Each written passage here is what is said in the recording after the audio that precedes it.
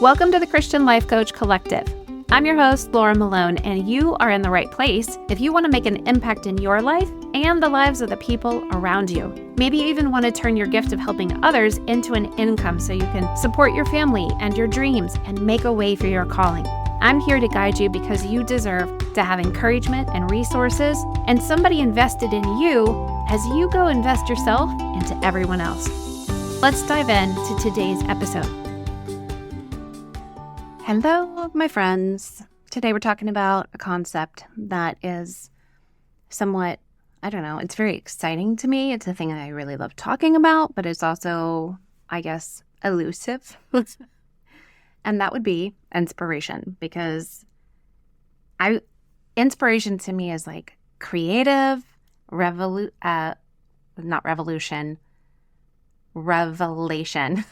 What's the word? But it's curiosity, it's ideas, it's possibilities, it's all these things that I really love. Like my love language is all of these things. But it's also very elusive, and it feels like sometimes I don't want to do something unless I have inspiration. But then I go through these seasons where there isn't any inspiration, kind of just naturally flowing, right? Like the spigot got turned off. It's different than motivation, which I talked in the last episode about. And also, it's just very individual about how do you find it when you feel like that spark of inspiration has kind of gone out, like the furnace light. It's gone. Somebody needs to come back through with a lighter and ignite it again.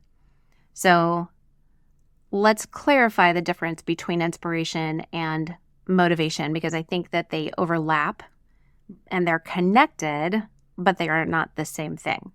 So I think that inspiration is something that kind of comes from within you. It's like this spark of creativity, this almost like a physical feeling that you get, because it's mental, but then it flows into the emotional, and it can really manifest even physically. I think you can even maybe get like a push of adrenaline when you feel inspiration. You kind of feel like there's a connection to something outside of you, outside of yourself, greater than yourself. So I know that when I'm in specific situations, like we went to the symphony in Vienna years ago, and I just closed my eyes. Like I wanted to absorb what I was experiencing. The Viennese symphony, I'm like, thank you to my husband who had this amazing thought to do this, gave me this great gift. But when I was there, I was like, I just want to absorb it. It's so inspirational to me. The hard work, the effort, the time, the money these people have put into developing this incredible skill that they themselves needed to be inspired to create and build. And then the music they bring together is so perfect.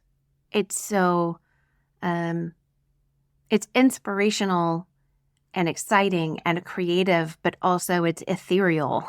It's like something so intangible. You cannot grasp it. But I wanted to close my eyes and absorb it. And to the point that today, right now, talking about it, I can still remember what it was like to be in that space, in the audience, letting that creativity and inspiration and beauty be absorbed. I can still feel what it felt like to be there, right? Breathtaking views of the mountains or the ocean, or I don't know, even things that you consume like books, there's things that shift your mind and make you have this thought, I want to create something, or I want to make change to something, or I want to go explore something.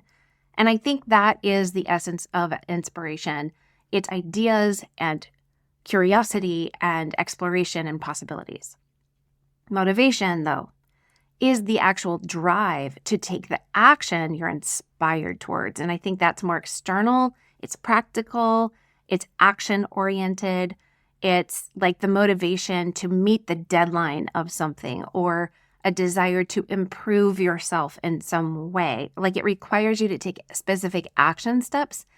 And motivation is that thing that says, okay, here's your get up and go. They both require intention and they both require direction. They both require your awareness about them. Whether you're lacking inspiration or experiencing it, lacking motivation or really feeling it, you have to have an awareness about it. And sometimes inspiration just happens, but a lot of times inspiration needs a little bit of help. And so if you're going to just sit around and wait till you feel inspired to do a thing, you're not going to get a whole lot of things done in your life. Inspiration fuels ideas. Motivation powers the execution of the idea. Like a painter, inspiration might strike when they see something, like a specific color theme or a palette. Maybe they see a sunset or a sunrise and they get ideas and say, I'm going to take the colors of this sunrise and I'm going to turn it into a perspective that is not a sunrise but reminds you of it, right? So that's like their inspiration. But the motivation is the push, that get up and go, that actually puts them in front of the canvas and gets their paint out and makes them do the things that are action-oriented to get the inspiration put onto the canvas. So how do you actually go tap into what I would think is almost like a supernatural feeling, that inspiration? And I think one of the first things that you can do is get really curious and seek out things that are, for lack of a better term, I just think novelty. Because inspiration comes from new things and fresh experiences, and your brain really craves novelty, uniqueness to spark new connections and ideas and have like thought drops, right? And so if you go to a museum, right, or you go some event space, like here, a couple of years ago, they had this Van Gogh exhibit where you could walk through this event space and all of Van Gogh's art was actually projected onto the walls and the floor and the ceiling. And so it was not a museum, so to speak, but it was an event space that took art and creativity and creatively presented it in a way that is different than what a museum would do. And they go from major city to major city kind of presenting this thing.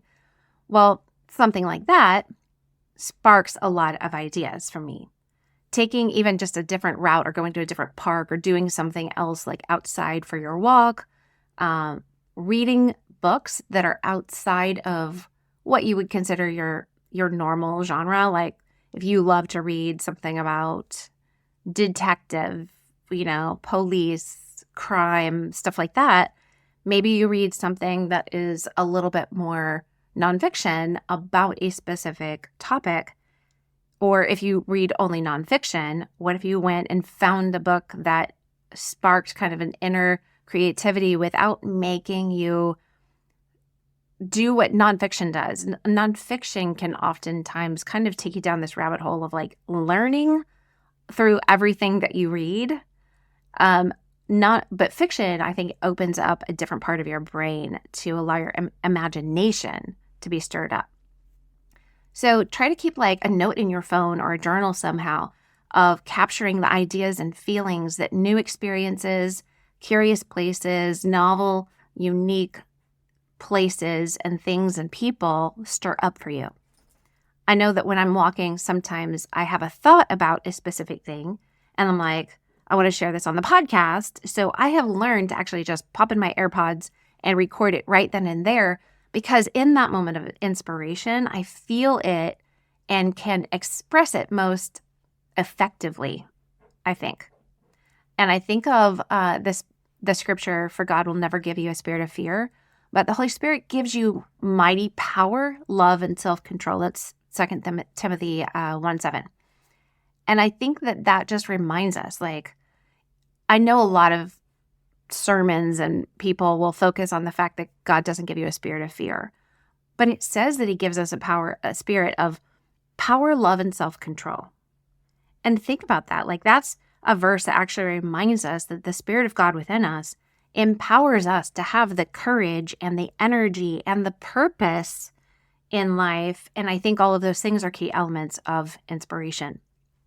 A second thing to do is go immerse yourself in some form of creativity. It works because when you see other people being creative, it can jumpstart your own creative, like your imagination. It can propel you into inspiration. So go to a concert or a symphony, right? Go see what the library's putting on. If you don't want to put a bunch of money into it, go find event spaces that put on things that are free. Watch documentaries about people who are innovators, read books about them, listen to podcasts, go online and explore places. One of my favorite things is, and it pops up a lot of times on Facebook Reels for me because I do acrylic pouring. And I started that just because it was like an easy way for me to get, I don't know, kind of like unlock the creativity, step into that side of my brain. And so it's fluid art. And I started searching on Pinterest and everywhere what fluid art looked like and everybody's different ways of doing it. And you just take acrylic paint and you add some water or other mediums to it. And then you go to Hobby Lobby or Michael's and you buy a pack of canvases and then you just pour the paint on there and you tilt the canvas around and then you stop at some point. And it becomes what it becomes. And I really love that because there's so much of my life where I'm creating with real intention and I'm being very specific and I'm teaching and coaching and working in ways that are very, sometimes really linear. And while I can do that, I really love the asymmetrical joy of creativity. I love this acrylic pouring because it allows me to not necessarily have vision for what it has to be in the end. Like in a podcast episode, I can be creative, but there is a goal at the end. I want you to have keys that unlock things for you. I don't want you to have like some quick wins. I want you to have longevity and understanding, right? So I have some goals. With creative, like fluid art, I don't know what it's going to turn into. I just hope it turns into something beautiful. And I don't know what I'm going to do with it afterwards. I'm literally just doing it to unlock the creativity. And so I started seeing, of course, Facebook just kind of like throws everything at you that you're thinking about. And these reels of these other people who do types of fluid art. And I can just sit and get absorbed by watching it. But sometimes watching that type of creativity, what it does, sometimes it makes me want to go paint. But sometimes it sparks different kinds of inspiration and it reminds me of things, or it'll remind me of a promise God made or a scripture, or it'll remind me of something that I've seen before that leads me to a new thought that creates something that's for the episode or for a coaching course or one of my clients. And it unlocks things because I specifically put something creative in front of me. So you don't want to just consume this. You want to say, what does this make me want to go do or create or think on? And then go find a way to take some action towards it and get some motivation to take that external action, even if it's in a small way, like going onto Pinterest and doing a search for this topic and scrolling and like kind of opening things up. Sometimes Pinterest is the thing I do in the morning. Sometimes my brain is like kind of locked up in the morning. I'm just not awake. And I'll open, maybe I'll open the Bible and I'll read it and I'll go, I have no idea what this is. My brain is not functioning yet.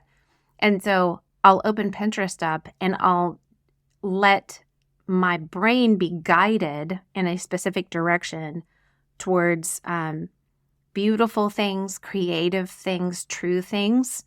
And it's almost like allowing something else to guide my brain to wake up.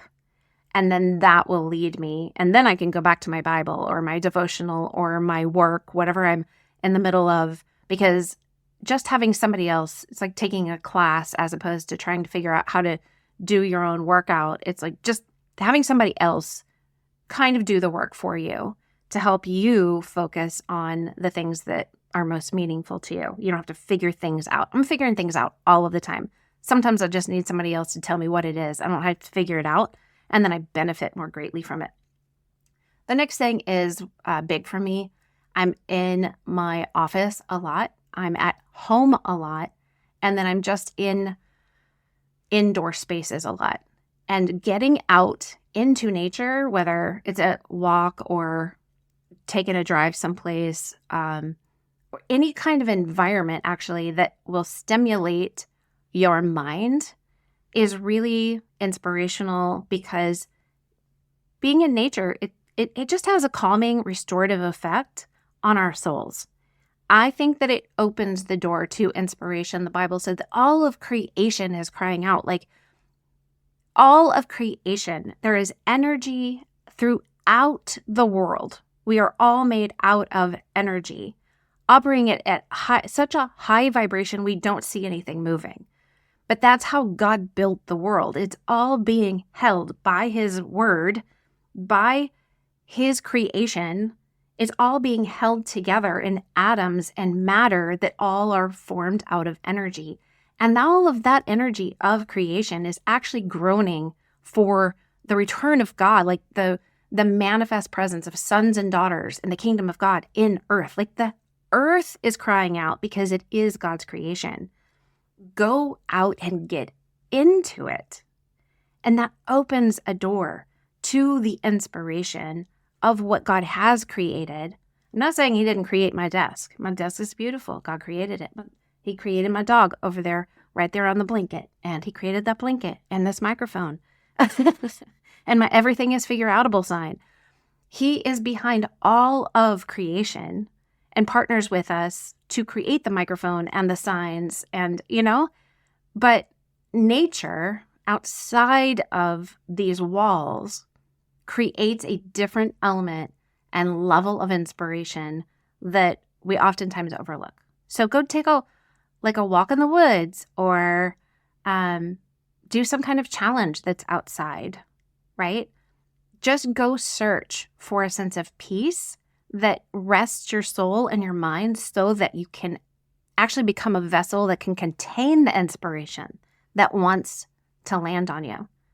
Take a notebook, take pictures, capture what is in front of you, and then maybe go share it with somebody, or post it on social media, whatever you want to do, and add like some language to it. What does this mean to you? What's it stir up for you? What did it create in your soul for you? Share it with somebody. And then go connect with like the passionate people who, I don't know, if you have friends or people at church or work or in your neighborhood that you don't spend a lot of time with, but you feel like they're very creative, or they're very passionate, or very inspired about what they do, go spend time with them, because passion and inspiration is kind of contagious. So go be around other people who are also inspired, and I think that will help ignite that spark within you. Go online, do a workshop, watch TED Talks, join some community of people that are like-directed. But don't just observe. Like, go ask questions about what drives these people. Ask more questions, listen more attentively. Don't go in with your guns blazing to let everybody know more about who you are and what you do. Go in and be a sponge. Be curious and teachable, and consume what's in the atmosphere surrounded by these people, and then create and produce from that later, when it's really time for you to pour what you've captured into something that you're going to create. For me, that's like getting with other coaches, listening to what's going on with them. What do they want? What do they need? What are they experiencing? What's inspiring to them right now? What have they been doing? And then later I can talk about my viewpoint and experience on the podcast, because people are looking for me, that, there's an expectation that this is where I'll pour out. But when I'm getting with other coaches or women or leaders to go get inspired, I do way less talking and way more asking and absorbing. And then give yourself some like space and time for inspiration to strike when you're not actually actively looking for it, you know? Just take 10 minutes and just sit to meditate on a truth or journal or stare out the window at something off in the distance. Turn off all your distractions. Create some intentional downtime to let your mind wander. Boredom is a place where breakthrough happens. And I would say for me, the best times are always in some form of water, whether it's the ocean, the pool, the shower, it doesn't matter, on a walk, when I'm doing something physically that disengages, like it's just an involuntary action, right? To swim or float or whatever. And my brain kind of gets unlocked and isn't operating. There's room for things to land. Doing something that I have to do, but I don't really want to is also, I really get inspired when I'm doing things that I don't really want to do, but I have to do them so that I do them. Then what happens is I actually get inspired to go do something that I can't do because I'm doing the thing I have to do. But then I'll take a note and say like, ooh, this, because I don't want to do this, it makes me want to buffer and makes me want to go do this thing that I am inspired to do. But I didn't know I was inspired to do it until I couldn't do it because I have this other thing I have to do. Does that make sense? If I'm doing something that I don't want to do, I often just start wanting to buffer and do something different. And that's where I recognize suddenly, oh, if I didn't have to do this, that's what I would go do. And it's kind of like the awareness and revelation that there's an inspiration to do something. I try to go ahead and finish what I'm doing that I don't want to do, but then take note of the thing that I would rather be doing. Because it's actually a moment where I'm being inspired to go do something else. And yes, it's a buffering mechanism, but it does make me aware of something I would like to do when it's actually intentional. So creating some space and time. I think about Isaiah 40:31, that those who hope in the Lord will renew their strength and soar on wings like eagles, run and not grow weary, walk and not be faint, right? It just encourages us to go find renewal and inspiration by placing our trust in the Lord and letting Him provide the strength and the perseverance and the peace. And when we give intentional space and time for that, I think that it makes a way and opens the door for inspiration. Last but not least, I'm going to say, let what you love lead you. Go reflect on what you're thankful for, because that oftentimes it's just going to help it reignite like a sense of wonder and possibility about things. So look at what you already know and love, and then ask yourself questions like, what is it I actually love about that? What does that make me think of? How can I create more of that? Not just saying like, oh, I love my fiddle leaf fig tree. What is it I love about it? I love that the leaves are so large. They're just like this magnificent size. I love that every now and then I just see new sprouts of something that I didn't expect. I love the unexpectedness. I love the majestic size of it. I love its personality. So instead of just, oh, I like that plant in my office, what is it I love? Because that reflection actually gives me the opportunity to say, wow, I like things that are a larger size, right? It could be a smaller leaf, but I like this larger leaf. Like I like majestic animals. I love planes and submarines because they're majestic in size, right? It's the depth of why. What do I love about that?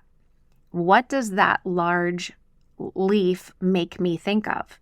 Well, it makes me think of leaves at the botanical gardens in Hilo, Hawaii, because we used to live on the Big Island, and a friend of mine and we went, and there was like these big elephant ear leaves on these botanical plants. It was just amazing. That's what this leaf makes me think of. It's not as large, but it reminds me of that.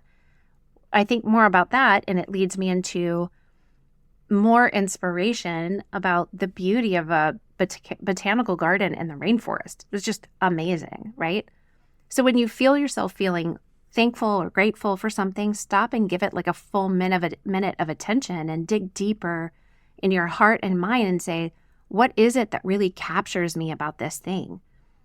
I love the moments when I can see beyond the external thing that I'm thankful for and then go find truer meaning within it.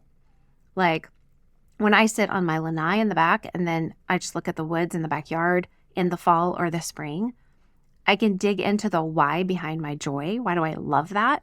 I love the dimension and contrast that the color of those seasons offer. Like fall and spring just have so many pops of color, and there's contrast. I love contrast. I love the newness of how fall and spring both offer like this sharp difference from the season before it. Spring is so opposite winter. Fall is really so opposite summer. And right there, I find the why behind my love for enjoying the season outside while I'm sitting on my computer working. It's because I love the newness and I love the contrast. Then I can let that lead me to other ideas and inspiration. So a couple more things you could do just to maintain inspiration once you find it is go create a vision board. Visualize goals and dreams and ideas. Put images and words together that resonate for you. And you can do it on paper, but you could also do it inside of Pinterest. A lot of people do vision boards inside of Pinterest. And go schedule some actual inspiration time. Like you schedule workouts or you schedule work meetings. So go block off time to be curious and creative and explore different places and ideas and activities that inspire you. And then keep like a swipe file, a folder on your computer or a note in your phone with images and quotes and ideas that you have found that inspired you in the past, right? So my challenge to you this week is simple. Find 20 minutes. Spend 20 minutes to explore something new. Go for a walk in a different neighborhood. Listen to different music. Read about a different topic. Listen to a different podcast than you ever thought about doing before. Do it all intentionally and allow your mind to go beyond just the topical things that you see and hear. Let your soul open to like a sense of exploration and create space in your mind to be filled with new things and ideas and creativity. And then at the end of that 20 minutes, just jot down like in your notes on your phone or your journal, what did you learn? What did you feel? What's the why? Well, dig deeper. Did it spark any ideas? Did it help you shift a perspective, right? Inspiration is everywhere. It's all around us, but sometimes we just need to be more intentional about becoming aware of it. So ideas will lead to actions and actions lead to the change and the results that you want in your life. So don't just sit and wait for inspiration to find you. You have to go out and create space for it. Inspiration wants to land, but you have to be like the helicopter pad. The helicopter wants to land, but the helipad needs to be prepared. So if you can think of somebody who needs a little spark of inspiration today, please share this episode. And until next time, please stay curious. Please be inspired. And remember, all things are figure outable. I'm with you in it. And I'll talk to you next week. If you'd like to work with me and get coaching, become a coach, or start a coaching business, check out all the courses and coaching I offer at sterlingandstonementoring.com. Or you can scroll through the show notes to find all the links that you need.